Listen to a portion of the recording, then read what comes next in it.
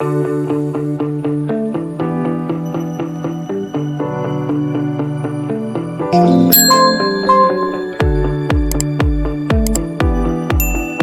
and welcome to Animal Chiropractic Clinic Chatter, a podcast where Dr. O from All Creatures Every Spine interviews doctors and animal owners that utilize animal chiropractic to get their unique perspectives. Yes, it's really a thing. Dr. O utilizes his 30 years of experience as both an animal chiropractor and veterinarian, and to dig deep into the discussion of complex issues affecting the lives of your animal friends and companions. Join us for this educational episode. Thanks for joining us for this portion of the episode as Dr. O begins to answer the question, what is animal chiropractic? He will look at how the chiropractic adjustment is a valuable and viable treatment for what ails your animals.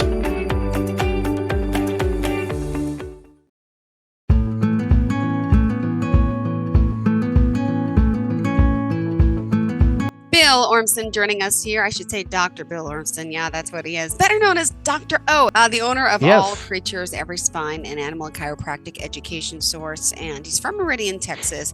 You know, I'm going to do everything I can to make sure your pet survives and has a positive quality of life. You know, that because that's important, quality of life. Yeah. You know. So what are we, you know, if we're just, you know, if I'm just laying around in bed doing nothing, or your dog is just, you know, sitting on a couch, not being able to eat or drink or do anything, what kind of a quality of life is that? You know, if he won't go play ball with you or go fetch, or, you know, he doesn't go outside to go to the bathroom. So that's our goal, is to restore that. And sometimes we do too much, and sometimes not enough. And let me tell you that. So I treated a bunch of barrel racing horses for a family. It was grandma, daughter, granddaughter, and so it's 4 generations basically of barrel racers in this same barn. And I adjusted all their horses once, and then I came back and was adjusting them again, and they said, "Oh, don't touch Granny's horse."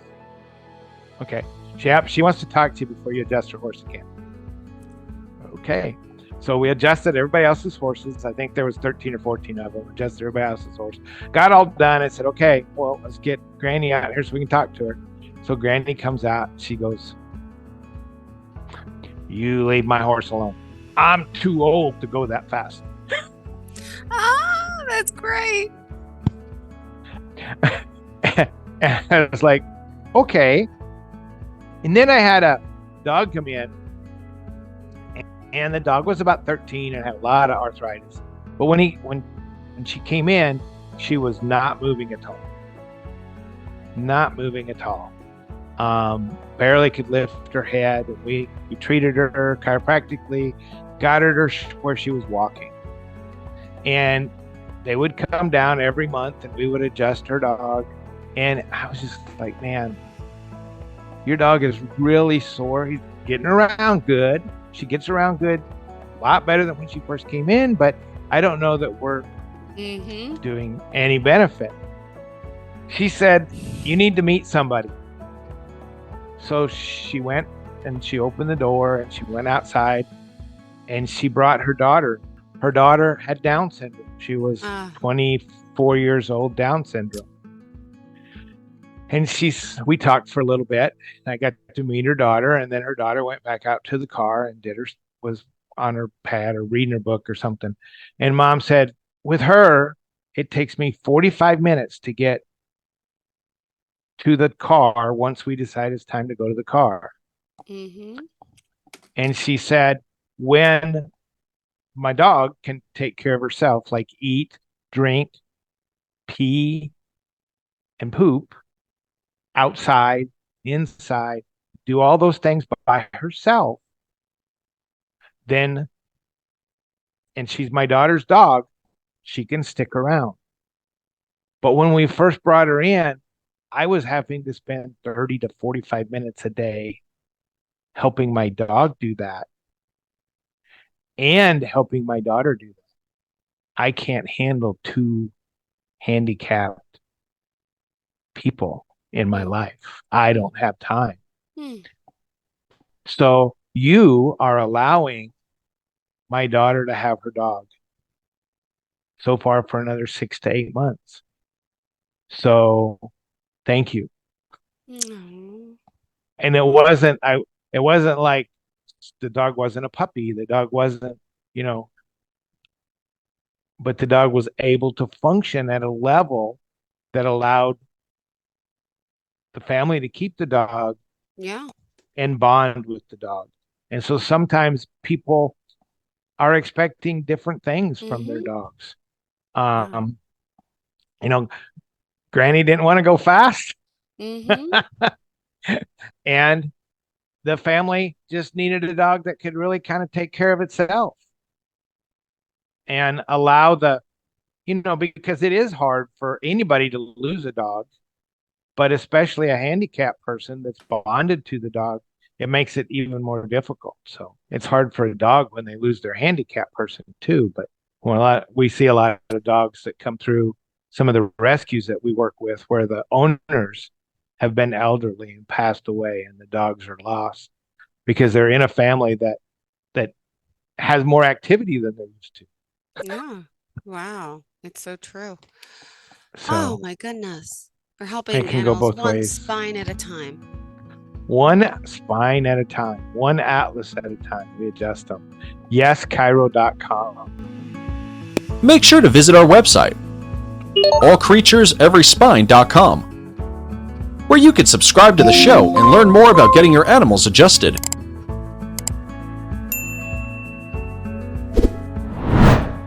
If you are in the Meridian, Texas area, drop in on a Tuesday afternoon to get your animals adjusted.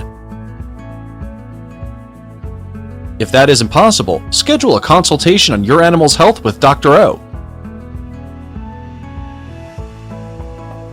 You can also purchase a copy of Dr. O's book, Yes, It's Really a Thing.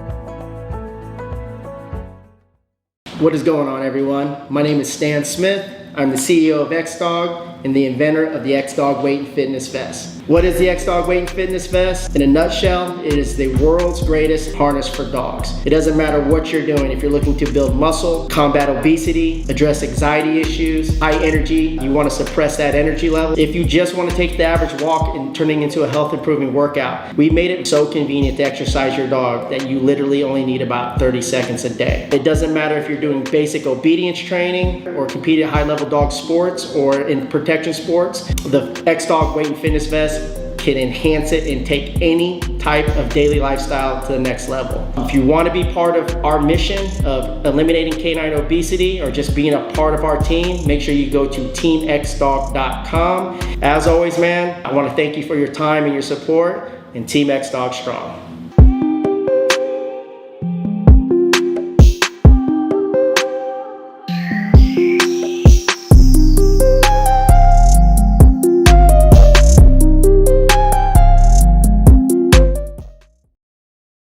Hello everyone, and welcome to barfworld.com.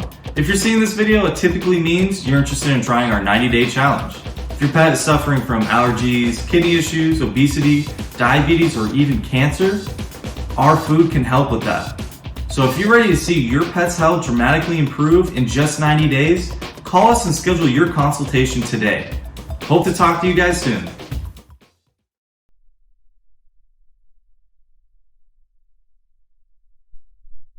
Your active dog needs more than water to rehydrate. Replenish Dog Water Supplement is an all-natural powdered water flavoring, prevents dehydration and provides vitamins for your dog. Created by a veterinarian and rooted in science. Give your dog the care they deserve with Replenish.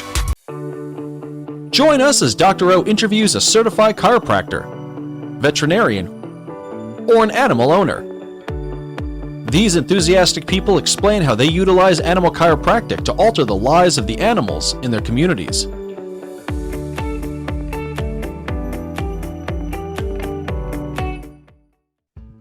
Hey, welcome everybody to another episode of Animal Chiropractic Clinic Chatter. And thanks for making us number 17 out of the top 100 chiropractic podcasts. And that's how I met this next guest because I'm looking at this list that I didn't even know existed. Did you know it existed?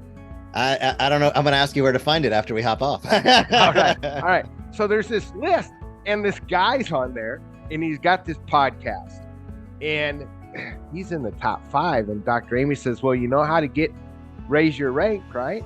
And I said, no. And she said, yep, you got to be a guest on those podcasts above you. So here we are, Thank you so much for being on here today. Yeah, I'm happy to be here. It's been great connecting. I know we chatted a couple times over the last month or so, and I'm happy to be chatting with you. Yeah. So tell us a little bit about your broadcast. Yeah, so my podcast is called The Evidence-Based Chiropractor, and we basically provide research and marketing in the time it takes to get to your office. So episodes are weekly. They come out every Monday at 6 a.m. Eastern, and each episode is 20 minutes or less in length. So the goal being is that the listeners can get information on their way to their practice every Monday morning or whatever day they choose to listen. And it is bite-sized, it's digestible, it's actionable, and that's really the format that we've used now for over 400 episodes. Wow. Cool. Yeah. And it's all evidence-based. That's right. Yeah. Usually probably about 80% of the episodes are me highlighting individual research studies that I think are applicable, interesting, etc. And then about 20% are interviews. As a matter of fact, we have an interview with you that's going to be going live very, very soon. So interviews with influencers is about 20% of the episodes, and about 80% is me talking about research that I've found that I think would be great for the docs out there to know. Well, so you do know that consumers, 74% of consumers prefer chiropractically adjusted chickens. I love that. I heard that from you. That was the first I'd ever heard that. Yeah. I believe that article will be coming out in Vertebral Subluxation Journal very soon. I'll look forward to it. And then there's a pig study that was printed last year in Vertebral Subluxation Research. And I was doing some research myself, and I found almost 100 years to the date in the chiropractic newsletter from Palmer.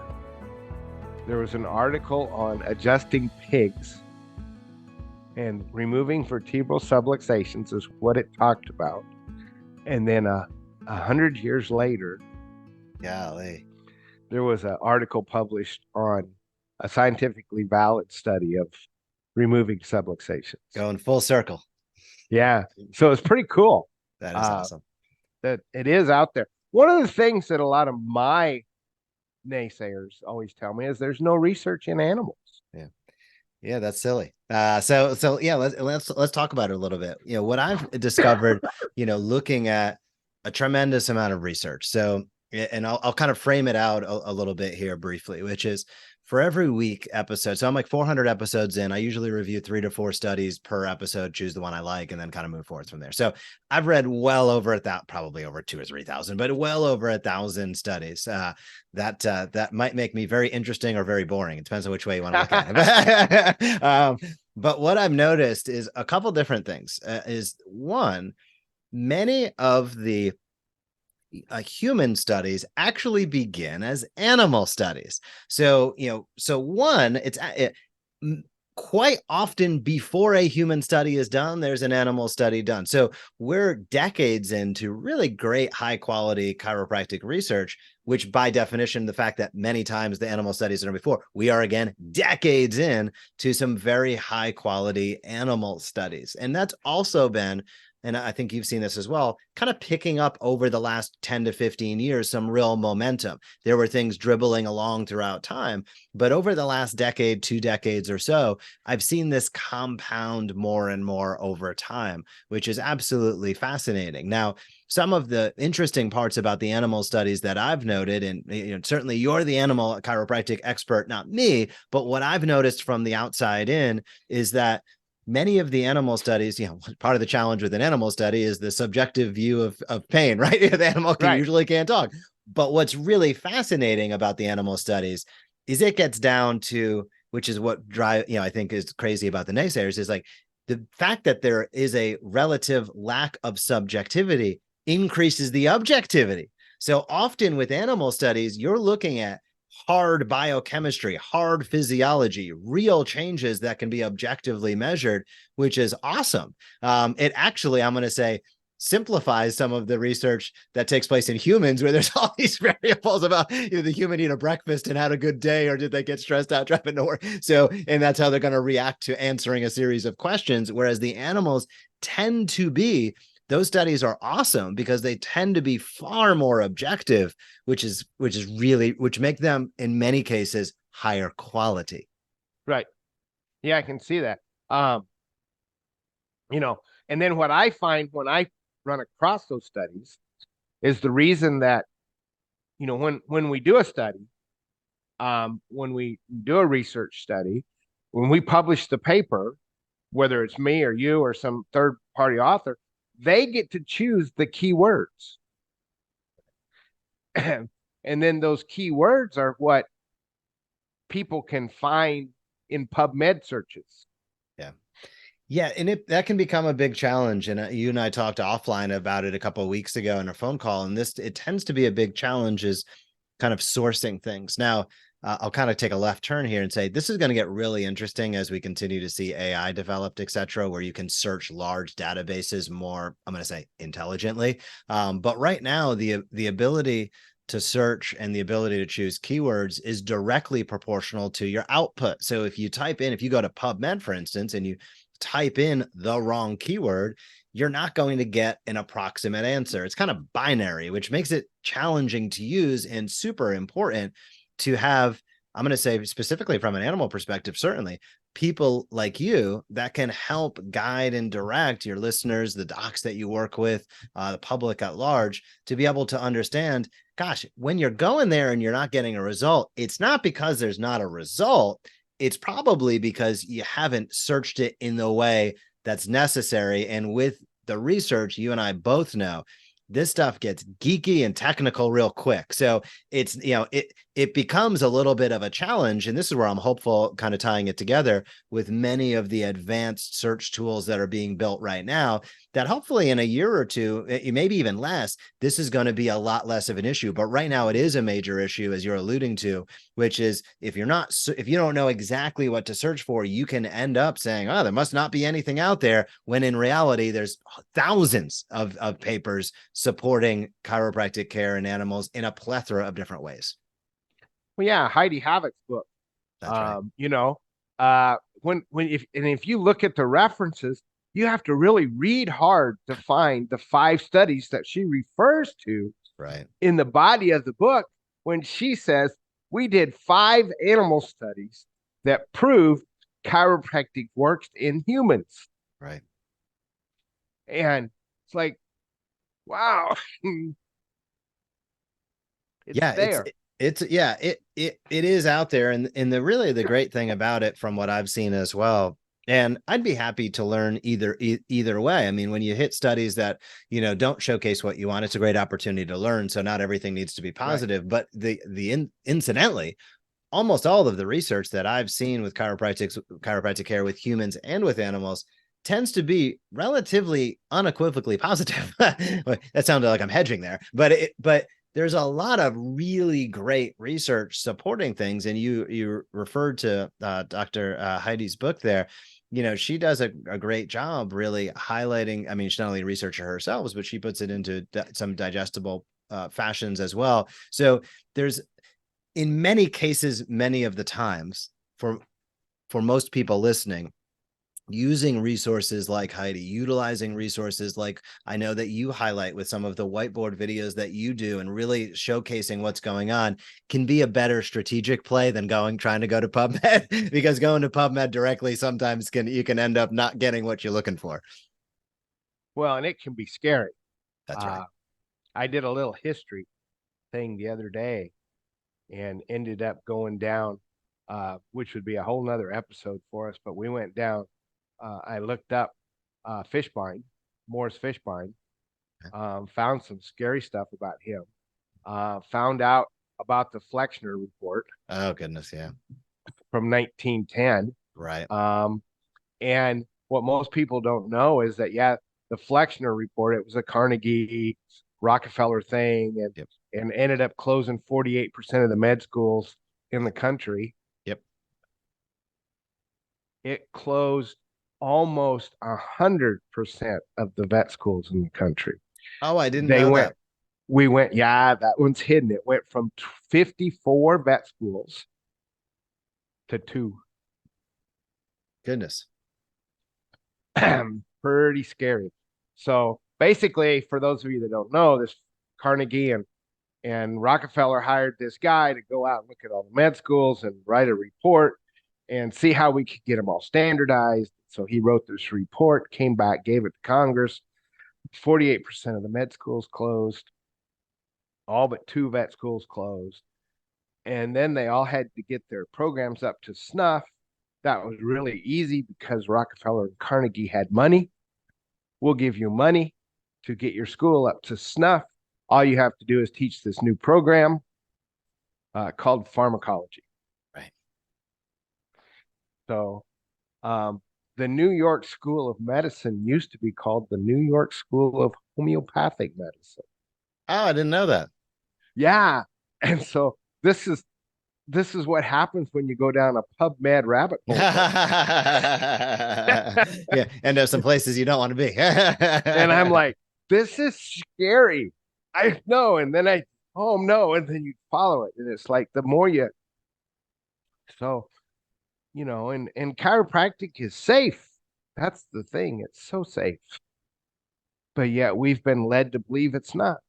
Right. And that's another key component, I think, in not only the animal realm, but also the human realm is, this irony of, and you've highlighted some of what BJ Palmer and DD Palmer have said. And it's like, do you believe, I'll paraphrase one of them, but it's, do you believe in a spoonful of medicine more than, the entire healing nature of the universe? And that's a real thing when you see, somebody who's, you see, I'll use an archetype example in the human realm where we see somebody who's, maybe not as fit as they could be. They're not eating right. They're thinking negatively. They have pain. Obviously, they probably, there might be a psychological component, and it's like, they have all of these risk factors for side effects for the medication, but it's like, oh, well, getting adjusted is far too dangerous. It's like, well, yeah. And they have poor mobility, like as if the drug is going to help them move better. So, and I see a lot of the same things,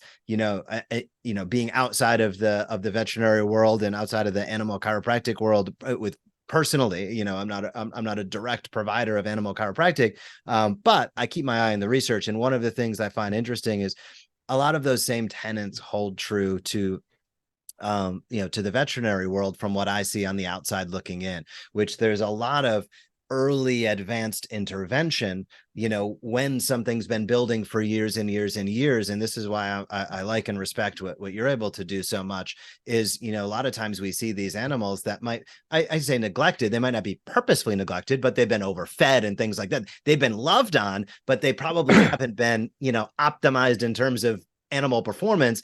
And, the person, there's no care until the point where it's advanced interventions. And then it's, it's everything in the kitchen sink. And hey, there's a time and a place for advanced interventions. There's a time and a place for emergency care. But being more proactive with things. And I think to, specifically to dogs that, have known biomechanical challenges, in a human being, we wouldn't think anything of it to be like, well, gosh, of course you need a tune up every now and again. Of course it'd be a good idea to, if you're biomechanically perfect, it's a good idea because you go through traumas, you experience things in life, etc. But if you're biomechanically challenged, let's say, it's completely obvious. But you can see a dog limp around for years and years and years and years and years and just destroy a joint due to poor biomechanics. And many people have never even thought or considered the fact that, a chiropractic adjustment or a series of adjustments along the way, in many cases can probably avert that path or at least influence that path towards greater longevity, better health, and just a healthier animal overall. But you could probably speak to that a little better than I can. Well, and it's all about, it's odds. That's right. Let's say, and when you have You have a dog? Yeah. You have a dog? Yeah. All right. So you bring me your dog. And I say, okay, Jeff,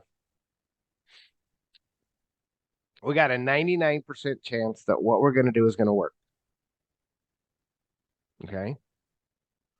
But that means there's a 1% chance that what we're going to do isn't, right?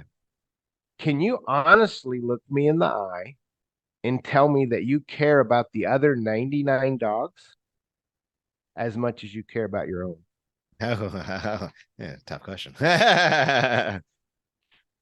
Because for us to get a percentage, right? Right. We have to have 100 Right. that are in the same condition as your dog is today. Yep. Exactly the same. All right. So Jeff, look me right in the eye and tell me that you care just as much about those other 99. I can't do it. I'm not. You're the vet. Right? That's you a hard can't. question. Yeah. You don't care what the odds are. That's right. And I don't either. I'm going to do everything I can in my power to make sure your dog gets better. And I know that the first thing to do that's going to have the least amount of side effects, the most positive benefits, is the power of the adjustment. Love that. To remove the nervous system interference in your dog's body and allow his innate ability to control his cells at optimal level to come forward and let him be him. That's what we're going to do. I think that is, it's so powerful. It's so logical. Yet when I think about 15% of humans utilizing chiropractic, I can't imagine, quite frankly, how low the percentage on animals are. And it's such a missed opportunity for so many people who do love their pets, you know, whether they love their racehorse because the racehorse makes money, whether it's their dog because it's a family, whatever combination of animals and the animals interacting with their lives, they're such an important part of all of our lives. Yet this is such, in many cases, such an overlooked opportunity for so many people. And I don't know. That's why I really appreciate you getting out there and telling that story, because it is a story that needs to be told, and it's a story that needs to be told by people that have experience and expertise, such as yourself. And so I'll tip my hat to you, you know, on your show here, saying I think this is a really, really important conversation to have. That's probably, the can's been kicked down the road a long time, considering chiropractic's been around 100 years. You highlighted there was early, you know, animal chiropractic treatments being given, but over time, there hasn't been that push historically as we've seen in the human realm. And it just doesn't make any sense, because as you highlighted, you know, when beings are upright, under, whether quadruped or biped, under gravity, experiencing life, and they have a spine and a nervous system, and they're moving around, it's probably a good idea to, at the bare minimum, it's a good idea to get checked every now and again. I put it that way, right? It's like, well, yeah. And you mentioned earlier, you highlighted on one of the biggest problems in dogs, obesity, you know, and what people don't understand is that what we've done with dog food is turned every bag of kibble on the shelf is equivalent to McDonald's. There's no whole food in it, because that dog food can sit on the shelf for a year and a half and not rot. Good point. Yeah. It's processed. And if I eat every day ultra processed food, we know that's not healthy. That's right. You know, but yet there's people that do it, and then they take their pharmaceutical. Right. Yeah. And, what do you know? Must be a coincidence. And they're fake stuff to, you know, fake vitamins and minerals, synthetic, right. Made with petrochemicals usually. But yeah, there's a new arthritis medicine out right now, coming out for dogs. And a couple people have asked me about it. It's relatively safe. And everybody's like, oh yeah, it's great stuff. And so I read the package insert last night, not what they say about it, but the actual package insert. 34% of the dogs developed some kidney issues. And then there's an asterisk above the 34%. So I went to look at the 34%.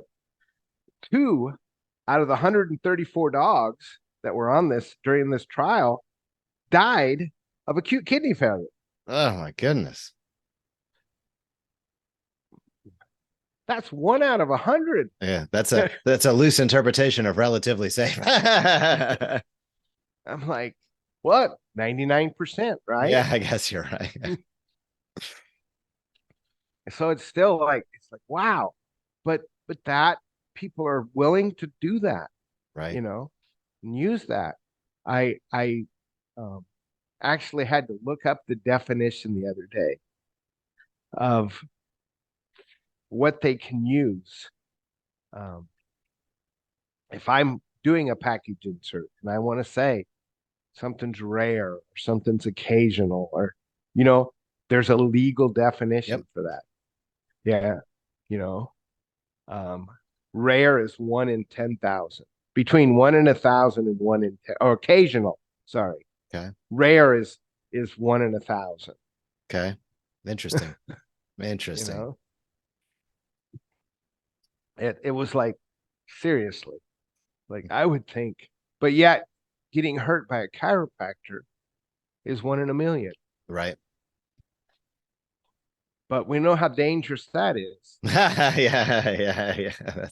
That's the craziness. Yes, that is the craziness. So it's out there. So what would you like all the listeners to know about chiropractic, but specifically? Yeah, I think the biggest thing is just, you know, in many cases, just, I'm going to say, encouraging the listeners to keep doing the right thing, because sometimes doing the right thing doesn't mean it's always the easiest thing. So everybody that's listening out there, maybe you're thinking about building an animal chiropractic practice. Maybe you're in progress of building an animal chiropractic practice. Maybe you're experienced and you have a great animal chiropractic practice currently. I would say, you know, continue to keep the vision in mind, which is ultimately you are doing something that impacts, you know, lives. And when you impact an animal's life, you don't only impact that animal, you impact all the family members in and around that animal. And that's a really important thing. And when we see, as you've kind of highlighted, this overwhelming amount of pharmaceuticals and intervention and things like that, sometimes it's not always the easiest thing to show up day in and day out and be going against the grain. But I think it's really important to just acknowledge everybody listening and say, you know, what you're doing is important. Well, what you're doing does really matter. And, you know, even though it might not be the most popular thing in the world today, how it gets there is by doing the work you're doing today. So that, to me, is the big take home message. Is there's no question in my mind that in most cases, most of the times, you know, a chiropractic adjustment to an animal is going to have a positive net gain for that animal, whether that's to directly to, you know, impact and influence the nervous system, whether that is to solve the symptomatology or anything in between.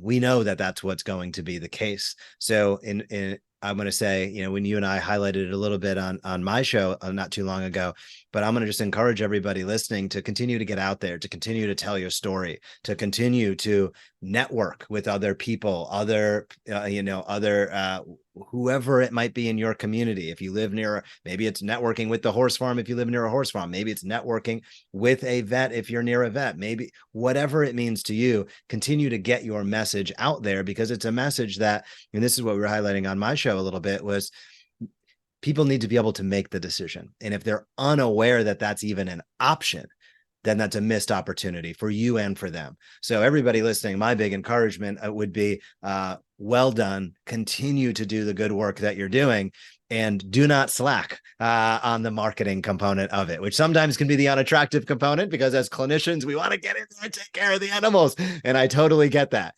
But don't slack on the fact that the value that you're able to deliver via the care is proportional in some ways to the amount of people that know that you even deliver that service.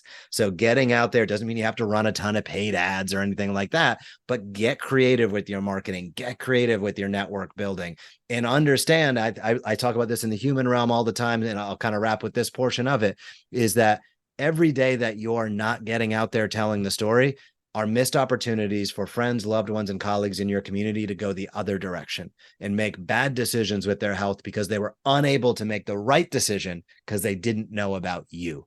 And that's something that I take very seriously and practice I have here in Tampa, but also in addition with all the companies that I'm involved in, I view it as the onus is on me to tell the story as frequently, as often, and as loudly as possible, because I want to just to give people the opportunity to make a decision. Not everybody's going to want to work with me. Not everybody's going to want to bring their animal to you. That's a-okay, but you need to maximize the opportunity for those that do. So Dr. O, that would be my answer. All right. Because we never know what we say or do today, how many people that's going to help on down the road. That's right. We had a gal that worked for us for a while, and we're about out of time, so this is going to be a short story. Yeah. She was visiting a friend, a significant other, an ex-significant other, but he was in a gate as a guest of the state of Texas for 55 years. He did some stuff that he shouldn't have. And she was talking to a chiropractor in line. And between the two of those two girls went together and they put together a program because she had worked at a dog pound that we work at. And the chiropractor saw that a dog pound was kind of like a prison. And when our gal that worked for us said there's less fighting, there's less sickness, and there's less recidivism, the dogs go find homes and they don't come back when they get adjusted. And the chiropractor said, wow, that's just kind of like a prison, isn't it? So those two ladies got 500 prisoners adjusted in the state of Texas, So wow, because we go way back, and we're saving the world one atlas at a time because that's all we can do. But you know what? If we can empty the prisons and the hospitals, wow, we're going to have a lot better world. And they proved it. They used a lot less drugs. They had a lot less recidivism. It works in animals. It works in people. So everybody out there, remember, the body heals one way and only one way. Above, down, inside out. Keep those atlases adjusted. If you are or know a veterinarian or chiropractor, or a student of either of these professions, visit our website, Animal Chiropractic Education Source, to see how to become certified in animal chiropractic. Start improving the lives of the animals around you. Thanks for tuning in. Be sure to subscribe to the ACES channels so that you never miss an exciting episode.